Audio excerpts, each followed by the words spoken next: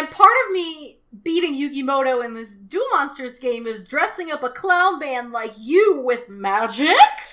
But I'm gonna lie and say it's your ghost, and it's just you aged up 20 years while you're hacking into my fucking stadium from your basement with your fucking Cortana robot. It's like Cortana was a 50s diner waitress. Like, the voice for the computer is so wild. And then he crashes the satellite! He crashes the satellite from orbit to help Yugi in this card game!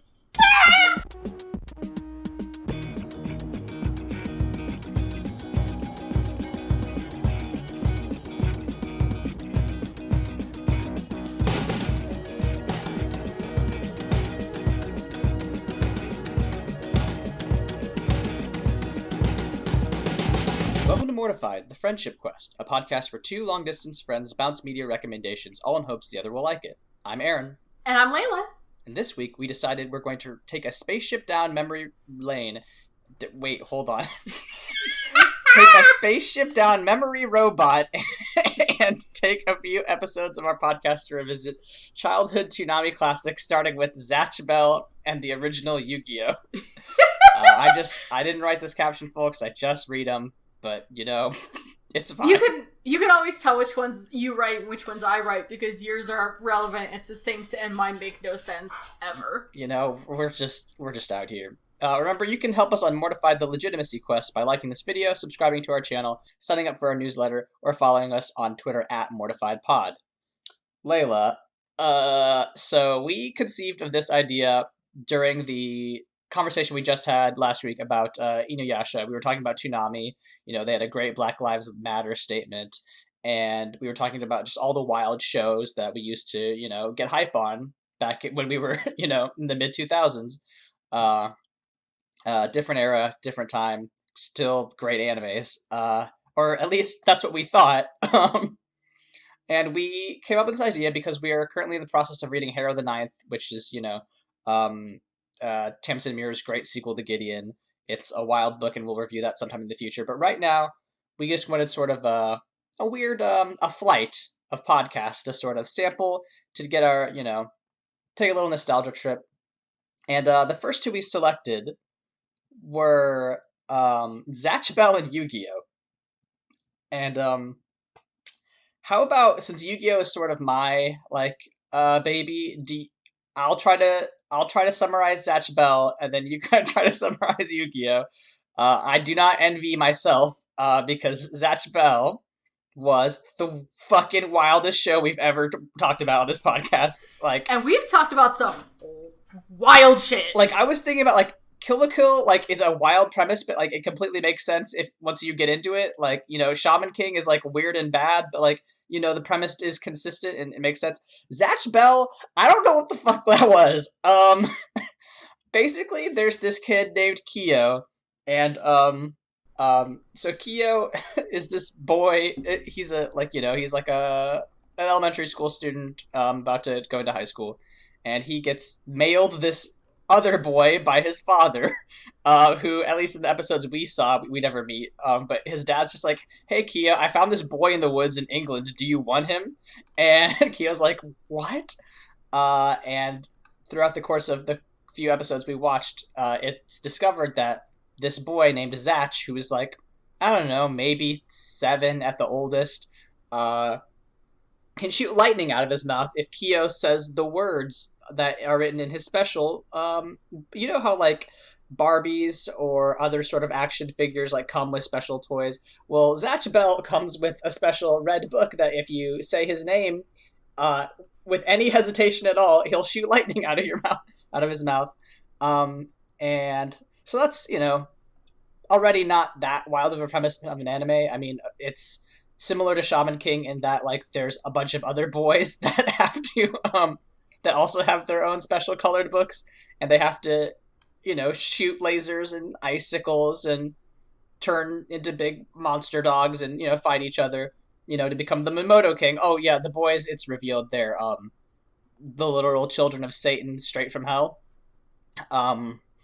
So again, Yeah, like pretty standard anime stuff. But that's not even the premise isn't necessarily the weirdest part, although it's pretty buck wild. It's just like the characters. Everything surrounding the characters in Zatch Bell is so completely bonkers. It doesn't make any goddamn sense. I'm very glad we watched it. But it is bananas in such a crazy way.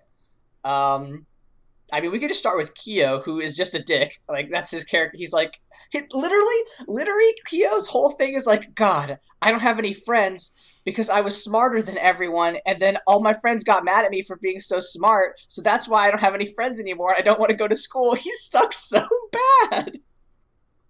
There is a part that I can't stop thinking about where Kyo, like, literally told Zatch to go on the rooftop because they're gonna fight a bully together. Like, willingly putting this kid up to be beaten the shit out of. And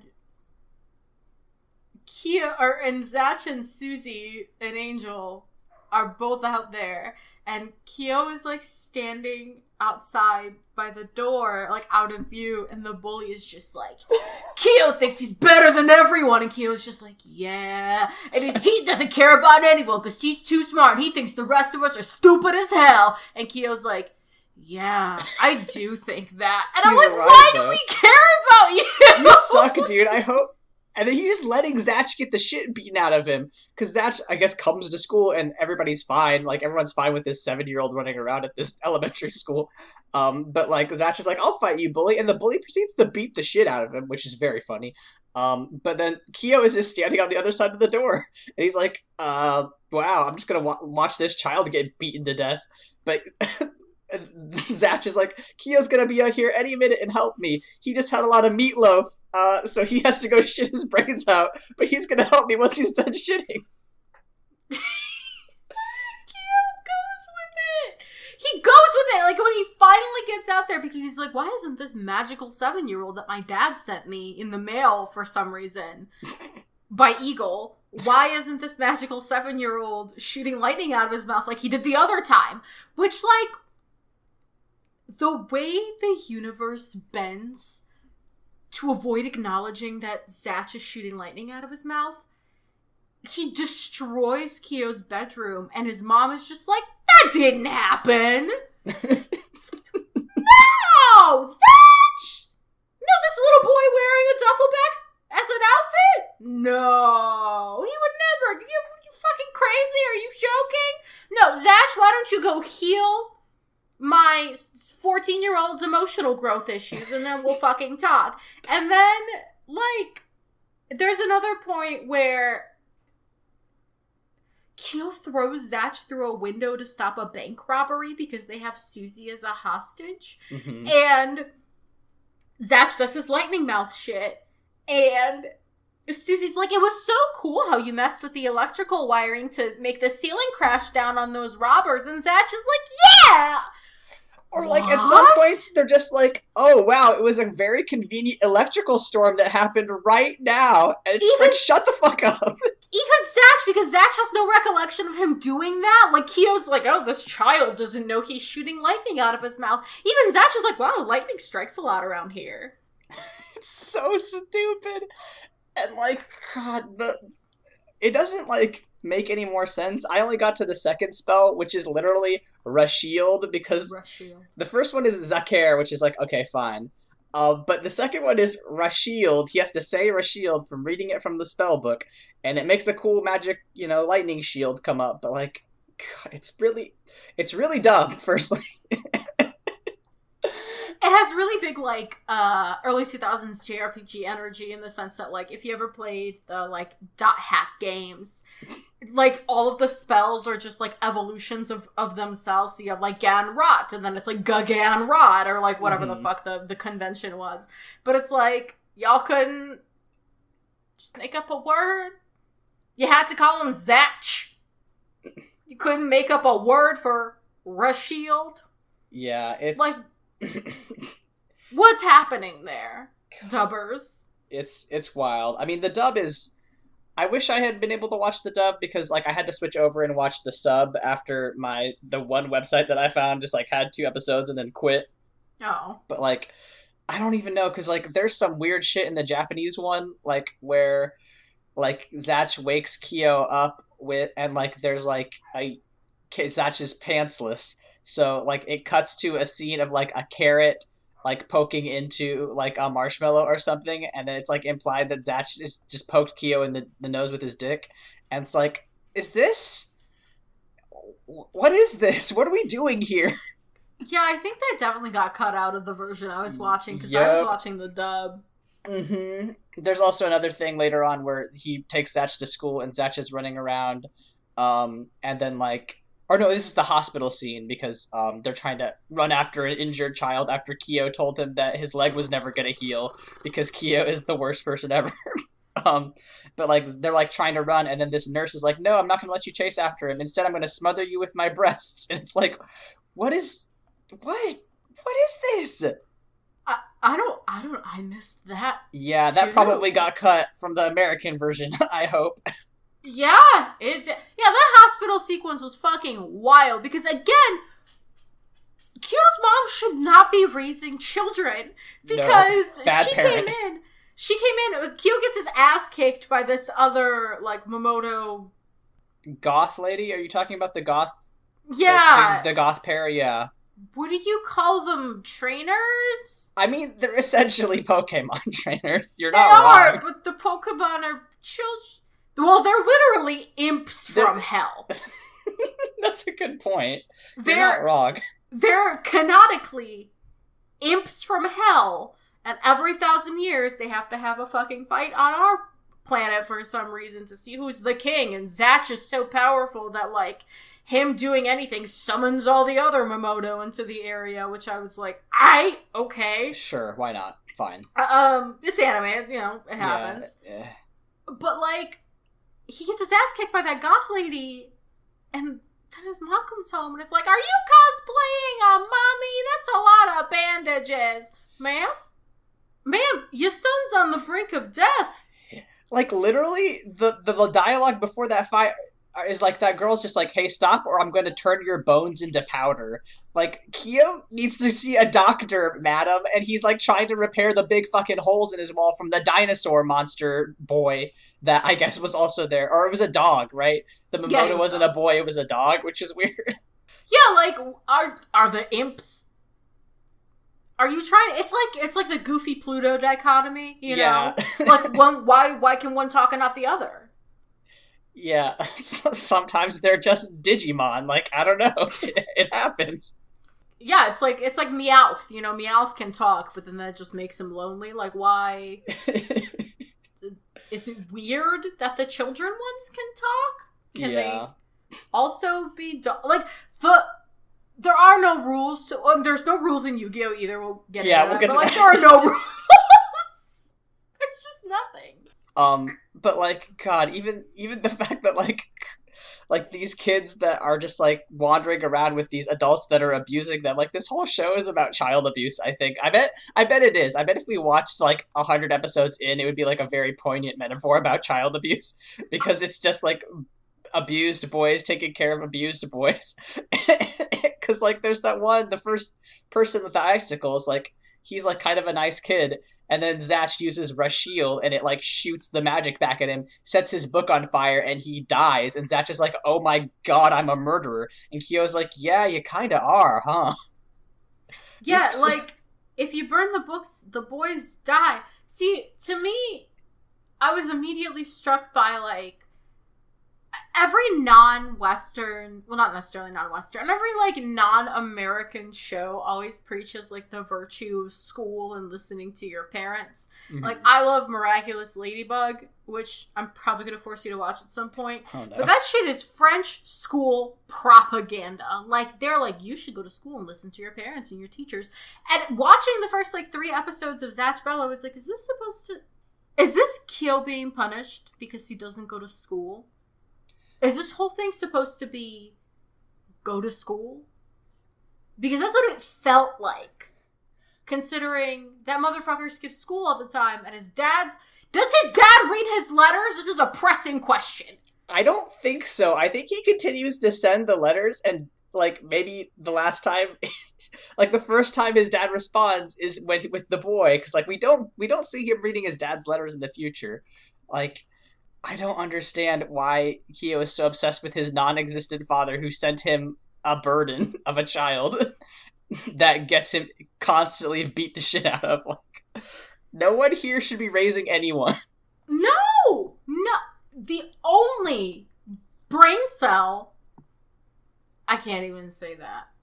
Susie's not smart. She's so stupid. Hey, what the fuck is the Fruit Lovers Club? Okay, is that where she drew faces on the oranges in order to seduce Kyo? I think so. God damn it. Because she says, she's in my notes somewhere, but she's like, I think the second time she gets kidnapped or whatever, she's like, I'm gonna be late for the Fruit Lovers Club! And I was like, pardon? Okay, that's a whole different anime. That's a throwaway line in here, is you're in the Fruit Lovers Club? And she literally, I think, just to thank Kyo for saving her, she's like, I'm gonna get him a smoothie! And then when he's in the hospital, she draws faces on citruses and brings them to him. I need to understand what's going on with Susie and Fruit. It's a very underexplored territory for me. I can't believe I didn't even catch on to that theme. Maybe we should just do a whole case study in Zatch Bell. Honestly, whatever. I'll fucking do it. No, I did not. I didn't enjoy these episodes necessarily. If you follow me on Twitter, you know I've been besaddled with 10 pounds of potatoes I don't know what to do with, so I did make a kind of unconscionable amount of soup while I was watching this. Oh my god. You're just using them for your own soup. That's a line from Zatch Bell that I wrote down. I don't know what it means, but... It's almost as good as... This is the first time Kyo sees Zatch. It's just this boy with a fish on an eagle outside his window. He's just like, oh, I gotta stop eating pastrami before bed. I'm like, what? Sir. Pastrami? It's such an oddly specific reference. Like, alright, sure, dog. That's like a Northeastern American thing. Yeah, no, just, man, dubs are wild, huh? Yeah. I see, we're like at a loss for words, because what the fuck did we actually watch? I don't know, homie. Zatch Bell, listen, I remember it being a strange show, but, like, there's enough fighting to get me through it. I did not remember any of this stuff, so, It gave me when I say I had an existential crisis watching the first 3 episodes, if you look at my notes, it is just an existential crisis. I literally put like a concerned meme in our show notes because I was like, I can't process this. I was just watching it, I'm like, wait, but so you just got besaddled with this little boy, and now you're gonna fight them like Pokemon, and you're like the least likable protagonist I've ever seen. Like, what is this? How did I watch this? Did this affect me as a child? I used to love Zatch Bell. Did it leave an imprint on my psyche? Because I clearly don't remember it. Where do I get these answers, Aaron? Like, what therapist could solve this for me? I think we've probably extracted all the content we can out of Zatch Bell without having a full-on panic attack. It's true, it's getting into a panicky direction. So let's go to Yu-Gi-Oh! Do you wanna, Leyla, have you heard of Yu-Gi-Oh! Before? Yu-Gi-Oh! Dun, Yeah. dun, dun. God, what a great theme song. What a it's time to do it box. Yeah, so this summary was ripped right from Aaron's notes. If a little behind the scenes look at how the mortified sausage gets made. Aaron and I will sometimes take notes on the shit we're watching, and I always read his notes because they're always very funny. So, a young boy named Yugi has to pair up with a pharaoh in a necklace to save his grandpa from fantasy gay Jeff Bezos by playing cards in a tournament with a bunch of weirdly horny adults. And much like Faust the Eighth, yes, I know, Pegasus is in love with a woman, but they wrote a gay. Sorry, is he? Oh, I think I remember that. That's bullshit. No, Pegasus is the queerest coded villain I've ever seen in my life. Like Faust the Eighth levels of just like, he's not a lesbian. He's queer coded in a different direction. No, but like that's a gay man. Clear. We could spend hours talking about Pegasus. Is the one scene where he's eating like gorgonzola cheese and the world's finest fruit juice. I don't know if that's just like a censorship thing because they didn't want to say wine, but you don't know because Pegasus is such a fucking weirdo. It's just like, yeah, he could just be drinking Welch's, like, damn. Reading a comic book, being like, I don't know where they come up with these things. This is funny as hell. Damn. Yeah, Severin, give me another of the world's more fruit juice. While watching a life and death tournament where he's torturing a child to get his grandpa back. Yeah, I mean, like, literally the servant comes in and is like, hey, that boy we kidnapped just jumped out the window of the castle. And he's like, dang it, he got away. No, you gotta talk about the manga now. Okay, you wanted to, so I'm giving you the fucking floor here. Okay, good, because the Yu-Gi-Oh manga is very different from the Yu-Gi-Oh anime. My sweet parents, who have always done what they have thought was best for me, when I was, in the 4th grade, I was very obsessed with Yu-Gi-Oh! It was 2004, Yu-Gi-Oh! Hype had hit the Midwest, and they bought me a copy of the first copy of the manga. It's like, 5 contained episodes of Yu-Gi-Oh! And I was like, oh, thanks. It was for Christmas. It was a good time. And the most startling thing I remember is that by reading that manga, I had my father explain to me what condoms were. Because there is a scene where a teacher is like, I'm going to make all these high school students pour out their desks because I'm evil. And she's like, I wonder what they're going to have in there. Cigarettes, drugs, condoms? And I was like, Pops, what's a condom? And my dad was just like, oh my god, where did you learn that word? In this book I gave you?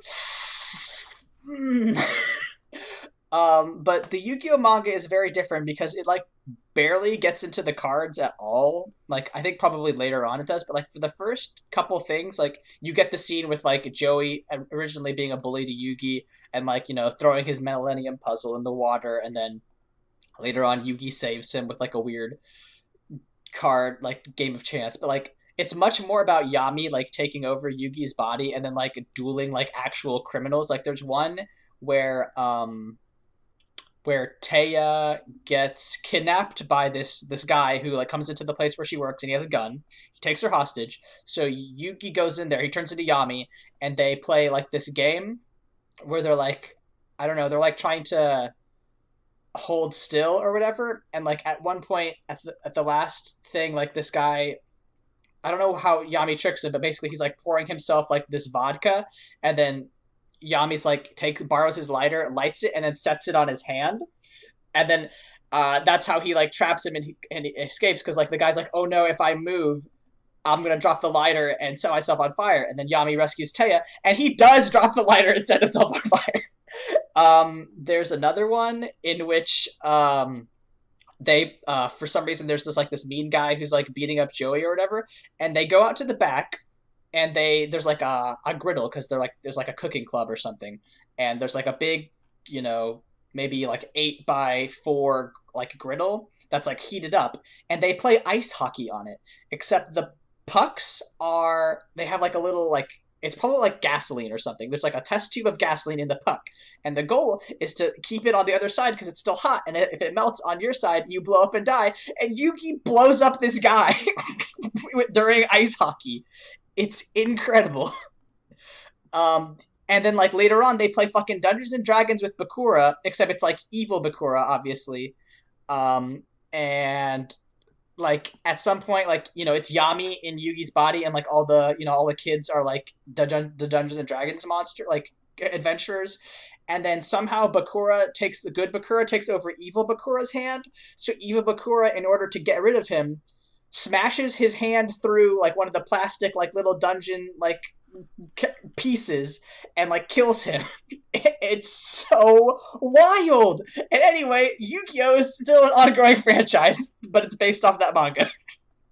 Yeah, I know. So, like, I never read the manga, but I'd heard shit about it. And all I know is, like, at one point, Yugi is dueling Pegasus, and there's, like, a literal portal to hell underneath him the whole time. And the Harpy ladies, which are dual monsters, have nipple spikes that were omitted from the anime, which is unsurprising, but honestly a little bit disappointed. I think they deserve some nipple spikes. Can I just say that whenever I hear the phrase, what was it? It's the dual monsters dual dome. That's where they go. That's a phrase that's said. All I can think of Doug Dimmadome's Dimsdale Dimmadome. Doug Dimmadome of Dual Monsters Dual Dome Discs. Great. Just dual disc Dimmadome. God. Yeah, so that's all I can think about. Okay, so like should we talk just about why doesn't anyone have questions when their babyface friend Yugi turns really hot and gets really good at dual monsters? Okay, yeah, let's talk about that. So canonically, like, no one can tell when Yugi transforms into Yami. Like, that's just, everybody's oblivious. There's like, wow, Yugi's voice dropped an octave and got really confident. Maybe he's in the zone. It's so fucking funny that, like, no one can tell. Like, his hair even, like, gets, like, a different angle. It's so wild. Yeah, so the geometry of his hair literally changes, and he literally gets taller and, like, more confident and more pointy. Mm-hmm. Like, the transformation is very obvious to the audience. And also, like, why does he look 12 and his friends all look 18 and, like, 20? I don't know. But when he transforms into Yami, like, it's super obvious, and no one acknowledges No one acknowledges his eyeliner either. They're just like, when did you apply that, sir? So fucking look. So is the choker. I can't believe I didn't realize that Yuki wore a choker until the year of our Lord 2020. When I was like, wait, hold on. Sir?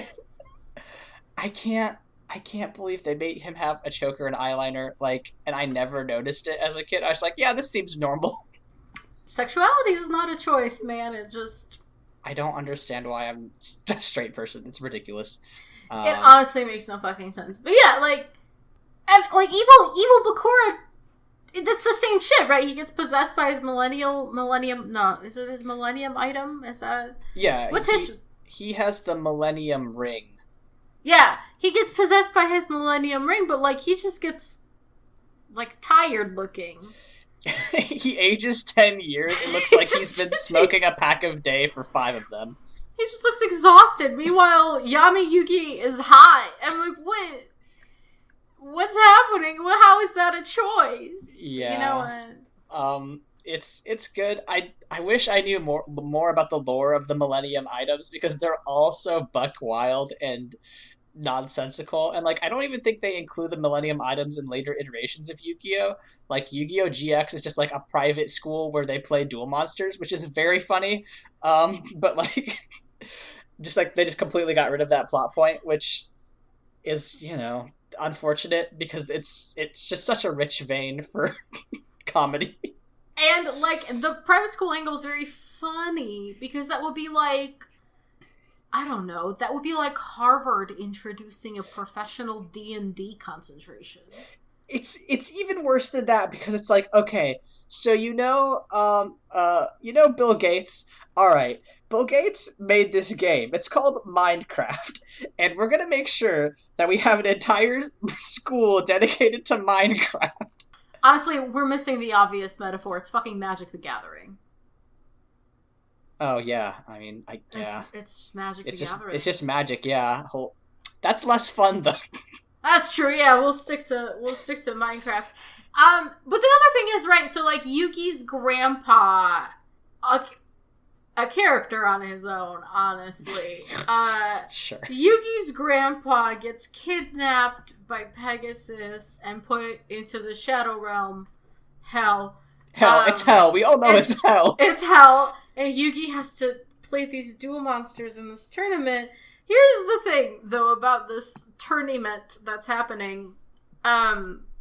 Yugi learned to play this as a card game, as in just like cards on table, play your friends. It's like a strategy, Magic the Gathering game. Yeah. But then this holodeck business gets involved, and all of a sudden these monsters are real, and at one point they shoot the moon. Okay. To get rid of a status effect. And my question is, would that be a consideration if these were just cards? It's gotta be some bullshit like that, because Yugi's literally like, okay, well, you're a water type guy, and you have the ocean rising up against me, so I summon the moon, and you'd think that makes the tide rise, except no, because my man is gonna destroy the moon, and it's gonna kill all your fish, and then I'm gonna set your fish on fire. And all of these rules were coded into the game, and it's completely not against the rules. And it's just like Joey with his fucking little baby dragon. He plays a Time Wizard card and puts the whole field forward in time, meaning the harpies turn into old women. But I'm like, wait, so is there like a set rate at which harpies and dragons age? And did he just happen to Yugi, who had to turn into Yami just to dispense advice? Yeah, just no, because oh my god, no one was listening to regular Yugi. He had to like turn into Yami, and then Joey's like, "Oh, now I can listen to you." Oh, now you're legit. Did Yami know? Is there a set time that the Time Wizard happens like that? That the dragon and the harpies are aging the same? And if so, then why didn't what's her face? Mai, is that her name? Why didn't she know that when the Time Wizard came out? Doesn't she know all about her harpies? There are no rules. It's chaos. Or like, hey, I'm gonna lure you out to this forest, and the forest is gonna give my monsters a bonus, but also, wait, this is actually half wasteland too, so that gives me a bonus. It's like, what the fuck is going on? Because the fucking real terrain that they're on this island that this billionaire fucking built for them to fight cards has different terrains that, like, give them terrain efficacy or whatever. What a phraseology that fucking is. It gives them, like, a special boost for whatever terrain they're... It makes no fucking sense. Almost as much sense as, like, the physical exertion that these people feel playing cards. Like, when Grandpa gets kidnapped too much. When Kaiba kidnaps Grandpa, and Grandpa's like, I wanted to teach this youngin' a lesson, Yugi, by beating him in cards. And Yugi he's like on the this old man looks like he's been beat the shit out of after a card game. And then Yugi has to swoop into another stadium, which Kaiba was like, I built this dual monster stadium myself. And I'm like, so you built it to look like a supervillain, you tacky bitch. Because that shit looked like it was covered in spider webs. I'm like, was this a design choice for you? Or does someone just not like you that's on your fucking architecture team? And Yuki whips him with Exodia, this like 5-piece god card.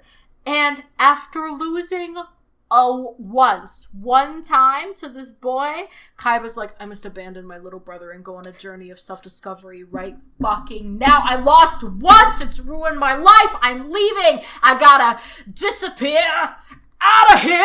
Shut up, no. So good. Why is that song in the anime? I warned you it was in there. There's others. I'm glad you warned me, because I would have started yelling at the top of my lungs when I watched it this morning. I would have just been like, ah! Like, I told you there was there's just a weird music video where Kaiba, we didn't even, we should have started with Kaiba. Kaiba is also a billionaire, and Kaiba, as Leyla just said, gets beat by Yugi, so he has to literally abandon his brother to like go on the journey of self-discovery. And in the meantime, gay, evil Jeff Bezos Pegasus is like, okay, I'm going to take over your company with the help of your board of directors. But in order to do that, not only do I have to imprison your brother, because like it can only be passed down through the family or whatever, but also I have to beat Yugi Moto in a Duel Monsters game. I don't know why that is a necessary part of this merger. But and part of me beating Yugi Moto in this Duel Monsters game is dressing up a clown band like you with magic. I'm gonna lie and say it's your ghost, and it's just you aged up 20 years while you're hacking into my fucking stadium from your basement with your fucking Cortana robot. It's like if Cortana was a 50s diner waitress. Like, the voice for the computer is so wild. And then he crashes the satellite! He crashes the satellite from orbit to help Yugi in this card game! We didn't ask one question when we were kids. We took this fucking just into our veins. Like, there was nothing. We were like, yeah, guy was just rich and he's hacking into this fucking robot because he's got to help Yugi because he has to beat Yugi and Mokuba's at risk. Like, yeah, that's how that works. Meanwhile, Kaiba's on his fucking journey building Beyblades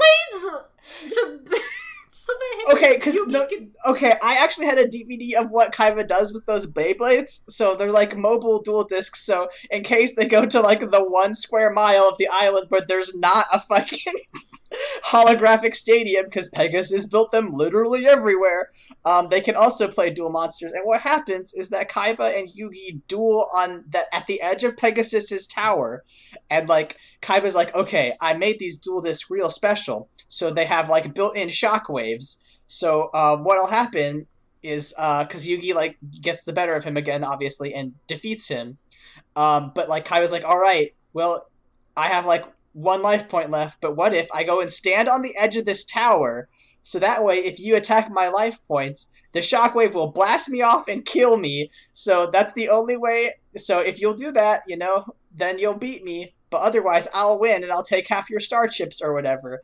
Like, it's so wild. And it's like that duel inside of Pegasus's Dimmadome, where if they don't, every time they make a move, like a drill gets closer to their ankles. Do you remember that? Oh, that's in season 2. And what happens there is like, yeah, there's one of these rare card hunters, the shadow hunters or whatever, and they imprison Joey or whatever, so Yugi has to duel one of them to get their location, and like they have these like saws, and like it's counting down from 4,000, and once they hit 0, the saws are gonna touch them, and in the anime there are shadow blades that'll send them to the shadow realm. Hell. But like I think part of this featured in the manga, and like in the manga, they're just saws. They're just like, just saws. We're just going to cut your legs off if you lose this game. And Yugi, in that one, does definitely cut that guy's legs off, I think. So. And you bring up Joey, which I can't let that slide. I mean, I can't really let Yugi cutting people's legs off slide, yes, you can. It's fine. He does it all the time. Yeah, it's cash for him. He was a pharaoh. He just fucking tortures shit. Yeah, he was a pharaoh. Can we... I think I mentioned that, but Yami Yugi is a pharaoh. He's a pharaoh from Egypt, but he's Japanese and he wears eyeliner. I don't know. We just accepted it. And you know what? Sometimes the fewer questions you ask, the better, but I am going to ask this one. Why is Joey a Jersey Italian? They're Japanese! Why is Joey a Jersey Italian? And like, they acknowledge that they're Japanese too, because later on there's a dude from America, Bandit Keith, who's like trying to out America because he literally wears an American like flag on his head. He's like, "Yeah, I'm from America. I love to cheat and eat hot dogs." And Joey's I'm like, blonde and I wear sunglasses and a flag bandana. And then Joey's like, "Man, what does he sound like?" He's like, "Hey, I fucking hate America." I can't even do it. Hey, what's this guy doing over here? Yes, it's like that. What's he doing over here? Hey, get down. We're stowaways on the ship. We ain't supposed to help. We're supposed to help Yugi. And get out of here. Get out of here. I'm walking here. I'm walking here. I'm dueling here. He's dueling for star chips. My star chips. What a life and death currency. Star chips. Oh, we didn't even talk about the man who eats gorgonzola chips. We didn't even talk about how Joey is like dueling because his sister is progressively going blind, and like to illustrate that point in the anime, they just had her send him a VHS of her being like, "Anyway, I hoped I was gonna see you one more time. Anyway, but since our mom separated us 6 years ago, I'm never gonna see you again. Okay, bye." Like, phones don't exist. Like, what the fuck? Or no, it was Yugi that was like, what the fuck does money matter? And it's like, he needs money for his sister's surgery, though. Yeah. Keep bringing that up. You gotta remember. I wonder if that was Yami, because Yami's just like, fucking peasants. God, I hate all these fucking poor people. Pharaoh. I was buried with all the fucking gold you could want. What do I care for your fucking yen? Oh. I can't believe we didn't even talk about how horny everyone is. There's a great line. There is such a great line in this where they meet My Valentine for the first time or whatever, and like she's like talking about how great she is, and she's like, "All right, anyway, if I fought you in the tournament, Wheeler, I'd crush you." And then Joey's like, "Oh, please crush me." I forgot about that. Well, also when we first meet Mai, she's like, I don't even have a shower in my room, and everyone's like, oh, whatever, and she goes up to one of the shorties that like won the tournament, he's like, I have the fucking executive suite with the shower, and she's like, oh, will you show me your bedroom? And he's like, oh, I'll show you. I'm like, what? Yu-Gi-Oh! Is a good anime, actually. Actually, I had a lot of fun, honestly. It was so fucking weird. The difference between Yu-Gi-Oh! And Zatch Bell is that Yugi and all of them are likable and they like lead into the wildness, whereas Zatch Bell, it's just like, we have wildness for no reason. We try to make it... Actually, no, I don't know. I can't, because they're both like weirdly serious. Yeah, like that's the thing is like, Zatch, like I said earlier, Zatch Bell, the world does everything it can to not acknowledge that a boy is shooting lightning out of his mouth, but like, this is the duel is televised. It is like a thing. It's like the Olympics is this card game where they're like, oh, Pegasus is hosting this tournament on his private dueling island. On his dueling Dimmadome, and we're gonna broadcast this as if it fucking matters. And it's all these just like some fucking kids and these horny adults that are like, blue eyes, white dragon, I choose you, and you're gonna combine with these other cards, and what if I use this power up on the... Why would I watch that on television? I don't understand. Why is the world... It just leans in, and that's okay. And you know, it's just like in Dot Hack. I don't know if you're familiar with that franchise, but... It's like in Dot Hack, the whole premise of the thing is like, basically World of Warcraft, they're like, everyone's playing the world, and some people are falling into comas while playing the game, but it couldn't possibly be related. They're just playing too much. While like, it's like if you die in the game, you die in real life, but like in the game, they're basically just getting like hacked into comas, depending on what portion of the franchise you consume. But like, it's like a subject of national news all the time, where it's like, 100 million people are playing the world, and it's like, why would any sane adult with like investments in retirement care about this? Okay, so like that's the difference between this and Pokemon, right? Like in Pokemon, it makes sense why all that shit would be televised, because Pokemon are the economy. Like everything in that world revolves around Pokemon. The world is built around them. Yeah, like they're involved in every aspect of life. Yu-Gi-Oh! Technically takes place in the real world. Like, with Egypt. Like, they reference the country of Egypt and Japan and America. Like, and they're just like, yeah, anyway, everyone loves this card game made by this fucking nightmare person who loves cheese and comics. Even though it's apparently an ancient game that pharaohs used to play. We can't even get it. And it just got adapted. I'm like, what? But Pegasus, why? Why did you do this? And that's how Pegasus made his billions, is off this fucking card game, but he just sits and drinks juice and reads comics in his giant mansion, and his, like, fiance's dead or whatever. The context of this show boggles the book fucking mind. It's, completely incomprehensible. I'm so happy we watched Yu-Gi-Oh! I don't know if happy's the fucking word, but I mean, we're certainly experienced something this week. Yeah, no, we really did. I mean, gosh, maybe we should talk about what we're watching next week and see if it's going to be anything remotely similar. Oh, we're watching Yu Yu Hakusho and Teen Titans. Oh, fuck, that's going to be so good. I just recently rewatched all of Yu Yu Hakusho, so I'm pretty fresh on it. And it's one of those things that really does explain my bisexuality, because, I mean, like, Kurama.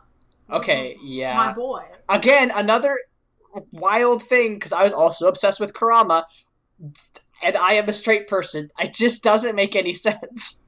You're just like that John Mulaney joke where it's just they forgot to flip the switch. Yeah, honestly, exactly. Just like, nah. They were on break that day. Oh, it's gonna be a weird human. Well, I guess. A strange man. Oh my lord. I just remember Yu Yu Hakusho like holding up really well when I watched it, so like I am excited for that. I don't. It holds up relatively well. I think the tournaments drag on, but we're not gonna get to the tournaments, but they drag on a little bit, and there is like a really uncomfortably transphobic moment. Yeah. But otherwise, Kuwabara is the funniest fucking character ever written for anime. Kuwabara is on your, I believe you have like a top 10 himbo list. He's like, he's on there for sure. Yeah, close to the top spot. Yeah, so stupid, so dumb, so gay for Yusuke. God, we didn't even talk about the sexual dynamics between Yugi and Kaiba, but if we do that, we'll be here all night. We honestly barely even touched on Kaiba for the fact that I was fucking obsessed with him when I was a kid, which, like, what a brand. Yeah, no, I mean, Kaiba's... God, the villains in that show make it by far. That's what Zatch Bell didn't do. They didn't make the villains fucking wild enough. Are there villains, really? It's just, like, other child trainers. They're child soldiers, yeah. There's not really villains, because at least in Shaman King, right, we got right into the fucking tournament structure, and we were like, yes, like, these ghosts have to, the shaman boys have to do it now, like, it's a tournament, it's happening now. In Zatch Bell, it's like they're simultaneously exposing the existence of this battle, but there's no really, like, villains, because the first little boy we saw die was just kind of on neutral ground, and then the goth lady and her person and the dog thing, they're not really like villains, they're just other competitors. Like, there's no compelling like structure to it. It's just kind of child soldier nonsense, and I don't know how to feel about it at all. Oh god, it's listen, Zatch Bell was an experience, but Yu-Gi-Oh was a lifestyle. Man, I remember playing Yu-Gi-Oh cards on the bus in 3rd grade. Hell yeah. Dueling people. Fuck yeah, I remember that shit. I remember getting my first pack of Yu-Gi-Oh cards. I still have all my Yu-Gi-Oh cards in my mom's basement. Like, that shit ruled. It was such a status symbol in my school. Like, we didn't give a fuck about Pokemon cards. It was Yu-Gi-Oh! The thing about Yu-Gi-Oh! Is that it's a completely unbalanced game, and, like, that's why Kaiba is the best at it, is because he's rich. Like, he just bought all the good cards, and, like, that is also true in real life. If you just buy all the good cards, you'll be good at the game. Oh, absolutely. It's a capitalist dreamscape. Oh, God. That being said, the franchise is still kicking, and the hairstyles just get wilder. Oh, it really is. There's, like, a decently good, like, Yu-Gi-Oh! Like, app you can get on your phone that I occasionally, about once a year, I'll download and be like, man, Yu-Gi-Oh! Was good, huh? I think we proved today. Honestly, Yu-Gi-Oh! I would not mind trying to watch all of season 1 for. Listen. It just gets wilder. Don't make promises you can't keep, Leyla, because I might hold you to that one. Hey, I did 66 episodes of Boruto. Okay, that's true. Yeah, I'm still paying for Boruto. Oh, you will continue to pay for Boruto, but it's okay. Alright, yeah. Next time, ideally, we will be talking about Teen Titans and Yu Yu Hakusho, and that'll be a good time. Leyla, where can people find you on the internet? I'm at LEYLSES on Twitter, Tumblr, and Instagram, and just today I dropped some new content for my comic, astrohotcomic.com. It's a cool poster, and also I dropped the redone first page, and there's a cool bird fountain in it. You should go look. That bird fountain is tight as hell. I highly recommend you all go and check it out. You can follow me on Twitter at AaronSXL. You can follow my other podcast at MBMBF and me. Hopefully tomorrow we will record our episode about angels and demons, which is going to be a wild one. If any of you remember the Dan Barron craze, it'll be a good time. Yeah. All I remember from that movie is self-flagellation. Yeah, that one's the Da Vinci Code. That's right. The one where Jesus has a kid. Yeah, good times. Good movies. Great movies, I would say. Tom Hanks better have gotten paid really well. Oh, you know that man gets his bag. Oh, yes, he does. All right, Leyla, what quote are we gonna do to finish this out? Probably to the tune of that Kaiba song, if I can find it on the internet. Honestly, Aaron, Just no more pastrami before bed. Ain't that the truth? We'll see you all next week. Disappeared out of here. It was time to pay my dues. Never guessed that you'd be dressed in my clothes and in